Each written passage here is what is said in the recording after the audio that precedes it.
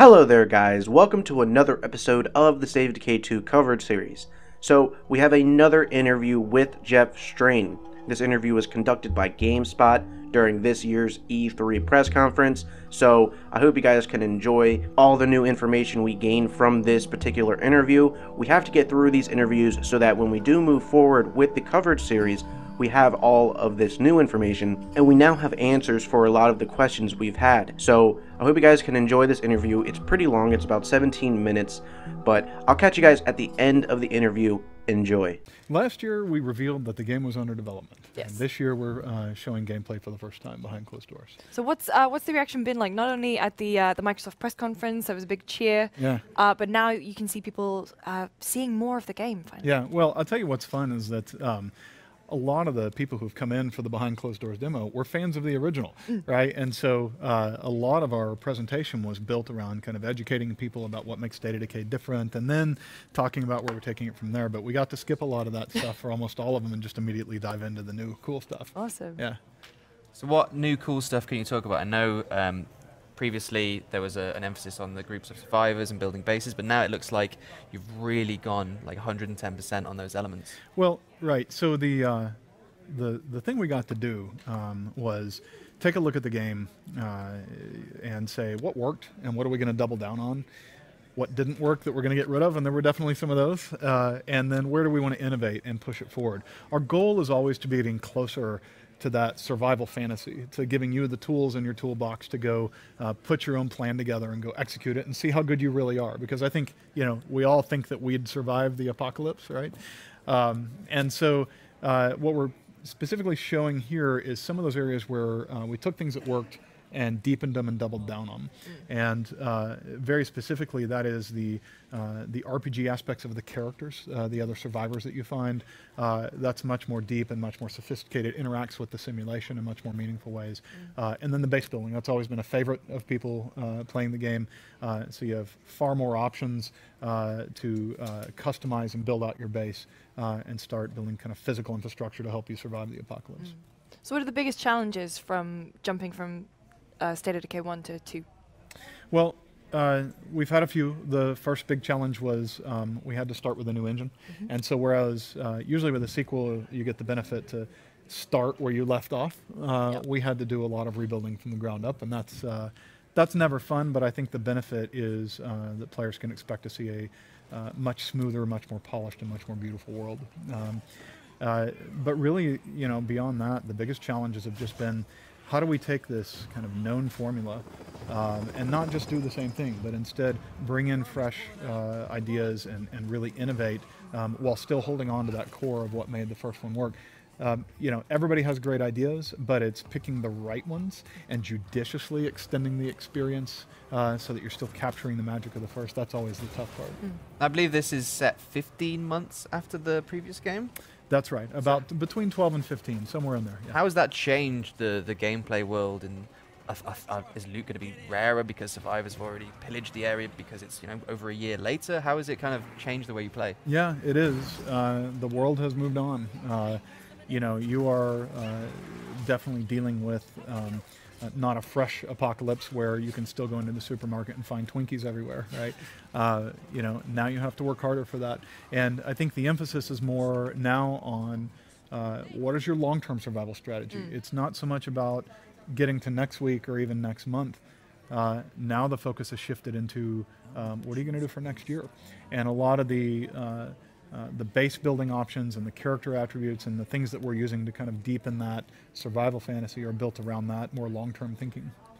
That gameplay loop that is classically fortify, find new survivors, gather, craft, that gameplay loop classically in some games can just become repetitive, but I know you guys are introducing some new elements to kind of break the cycle and keep punching into that gameplay loop. Well, we do that with a couple of ways. You know, the first game had a specific story arc with a beginning and middle end that you flowed through. And in State of Decay 2, we want the story to be much more driven by the simulation. In other words, your choices, the particular survivors that you have in your community, are going to have a much greater impact on the narrative that actually unfolds. But beyond that, there's always this strong mentality of shit happens, right? And in the apocalypse, no matter how good you are, no matter how well you have things dialed in and you've got your base humming, right? Shit happens, right? People freak out and kill 2 of your other survivors and disappear into the night with half of your supplies. Sometimes a car gets stolen.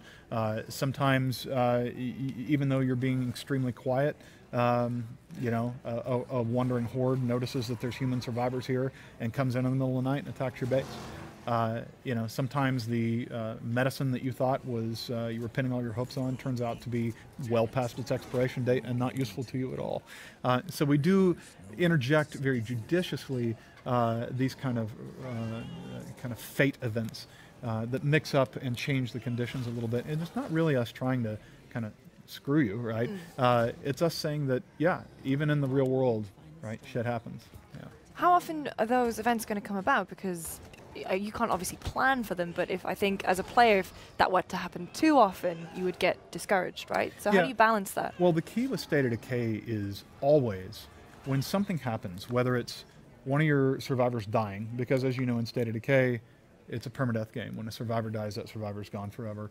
Or one of these kind of shit happen events I keep talking about. I hope I don't get in trouble for using that. No, you'll be fine. Well, I don't mean with you guys. I mean with Microsoft.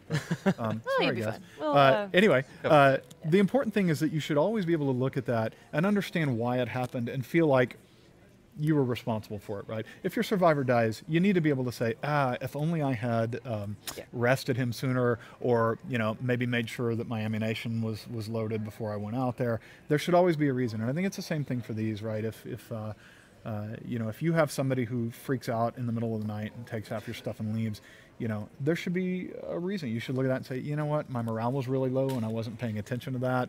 I had 5 people in my community who were snoring every night and people were getting sleep deprived. Should have taken care of that a little bit earlier. Yeah. How can you take care of people who snore? That's some a tough one. Nasal strips. Yeah, so you probably can't unless you want to kick them out of your community, which is always a possibility, or shoot them, which is always a possibility. But instead, what you probably are going to be looking at is ways to mitigate that, right? Build another bunkhouse and separate them, or try to find things that positively impact morale that you can kind of stack against it so that the overall impact on morale is high. Now, traits like that, there's apparently over 1,000 different traits. Give me some examples. I'm sure there's some major ones, some minor ones that play differently. Well, what we want is we want every survivor to be unique. Yeah. They are all, we avoid the word randomly generated, they are procedurally generated, right? Through a very kind of thoughtful mechanism that combines both negative and positive and major and minor traits. Every character has 3 kind of core traits when they come in, and those traits impact not only that character's RPG skills, wits, shooting, fighting, cardio, but also could cause that character to have additional skills such as gardening, because maybe they were a groundskeeper in a former life, right?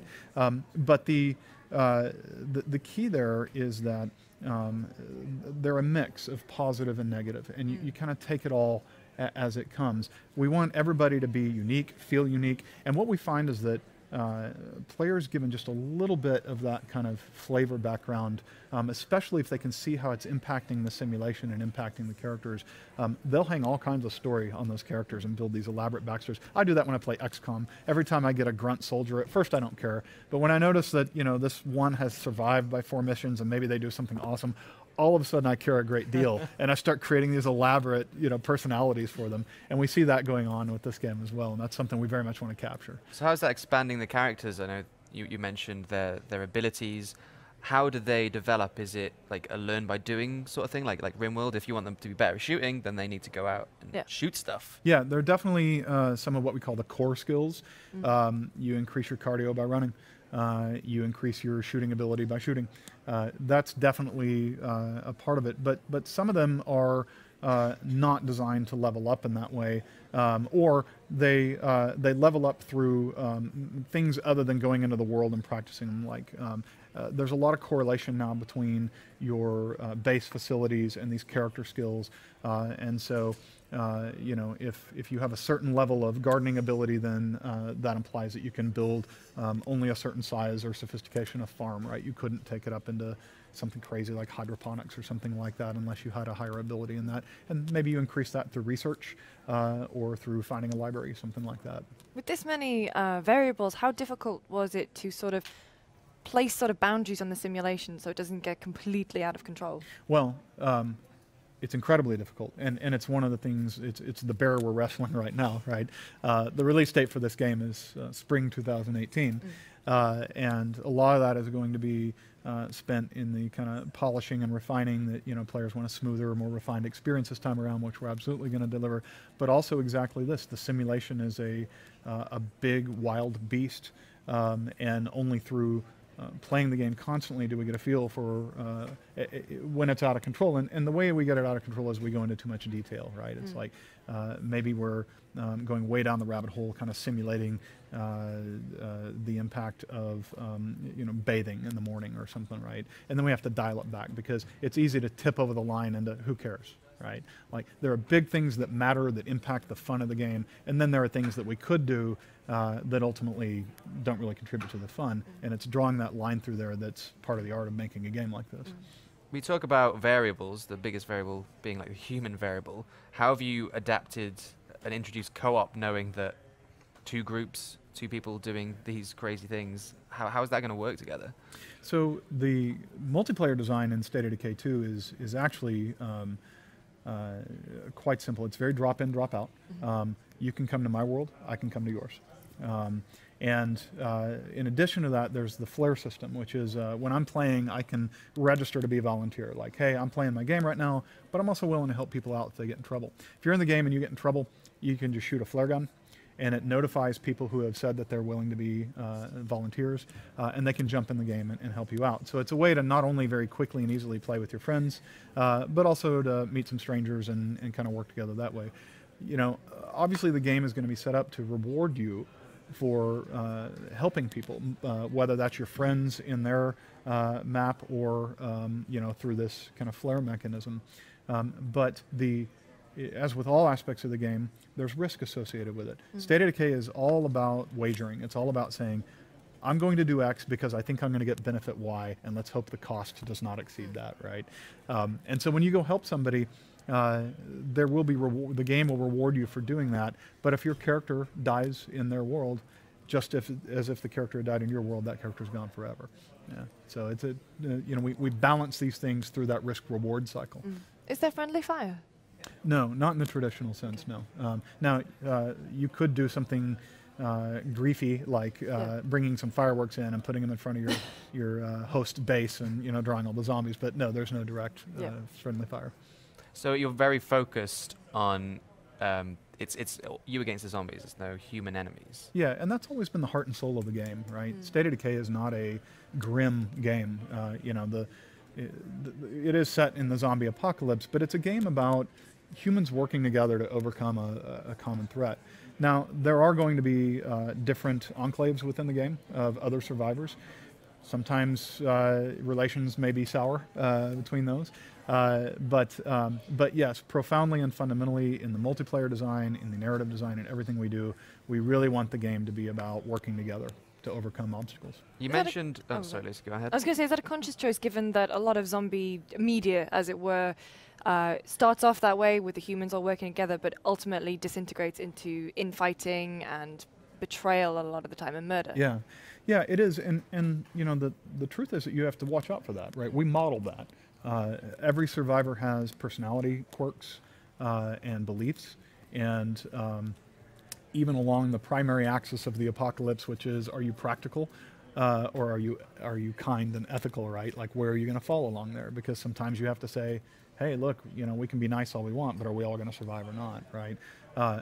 As you play the game and make choices, those survivors in your community who agree with that choice are going to be happier, and those who think you're being stupid are going to be less happy.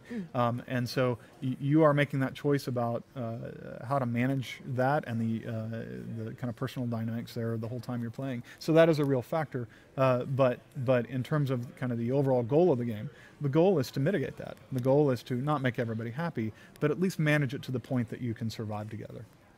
Now, you mentioned it's now a long-term thing. You're thinking about surviving years ahead. Mm-hmm. How has that influenced the base building? Are you making bigger things? Are you building things like that's going to last you a long time? Are you going to see that transition of time and be rewarded for kind of bunkering down for that amount of time? You know, we're certainly not going to try to model years passing, but for example, you know, in State of Decay 2, power and gasoline become very real things, and being able to power your facilities and have more sophisticated facilities because you now have power, there's more of an emphasis on that.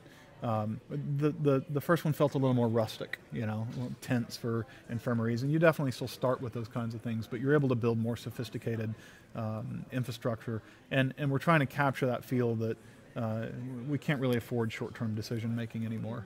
Yeah. With the emphasis obviously on looking to the future, then you must, by sort of default, the players, like the size of the map must be much bigger because you have to go out and scout further, right? So we actually we have 3 maps, each roughly the size of the first game, and we do that so we can have a little bit more variability in the look and feel and biome of each one. And I think as we look to expand this game over time, rather than having to kind of bolt onto a large contiguous world, we'll do that by introducing you know, new maps with very distinct flavors from each other. And how do those maps interact with each other? Is it kind of a seamless one area to another thing, or are you going to be working in that one map and kind of that's where your base is and you have to kind of work in there, go and come back? Yeah, so you'll fundamentally play you know, for a period of days or weeks within your one map. But when you move bases, and there are, you know, very strong reasons to do so, it will often behoove you to explore a new area and go into a new map location. So the kind of the way to think about it is you're traveling to a different part of the world, and you know, it's not contiguous. It may be 20 miles down the road, it may be 40 miles down the road, it may be 100 miles down the road. But we get to skip all the boring stuff in between. Yeah. So you're more like zombie surviving nomads going from place to place trying to stay safe. That's right. Yeah. And then bashing people because with the game is persistent, right? You consume everything in the area. When you're ready to take that next step and go pursue those higher goals, sometimes you have to move on to where there are new resources. Yeah. Will that persistency, like once you've kind of explored the world, will it kind of refresh and you'll be able to go back and find more things, or are you kind of just always moving forward? You're always moving forward. Yeah. Awesome. All right. Well, Jeff, thank you so much for coming down and talking to us. Yep. Can you remind the folks at home when State of Decay 2 is due to hit? State of Decay is scheduled for release in spring of 2018. We can't wait. Cannot wait. Thank you so much. Thank you guys so much. It's been an you. honor. All right. Alright, so I hope you guys enjoyed that interview with Jeff Strain. So, for the future of the State of Decay 2 coverage series, we're going to start to talk about all the new information we now have in a more productive way. Instead of having it in these different interviews from different outlets, it's going to be a lot easier for us to gain all that new information just in one video. So I think that's what we're going to do.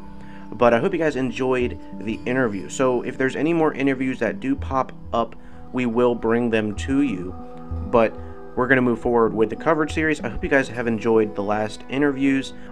This one was long, and I thought that it was worth going into. So I hope you guys enjoyed. I'll catch you guys in the next one, but let me give a special thanks to this month's producers. But as always, guys, I'll see you guys in the next one. I love you. Peace.